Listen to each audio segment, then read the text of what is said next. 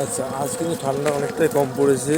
তো সেই জন্য একটা কথা বলা ছিল, এডুকেশন নলেজ যত তুমি গ্যাদার করবে তত ভালো হবে, ভালো ফ্যাক্টস বা নলেজ অর্জন করতে পারবে।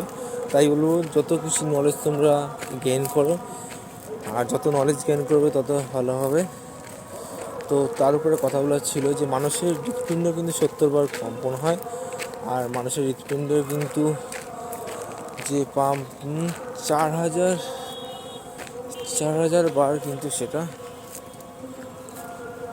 হচ্ছে, দমিত হচ্ছে। আর একটা শার্ক আছে, যে শার্ক আছে যেটা 7000 কিলোমিটার ঘন্টায় আর গতিবেগ আছে, যেটা তোমার 6 থেকে 8 ইঞ্চি লম্বা হয়, 6 থেকে 8 ইঞ্চি লম্বা।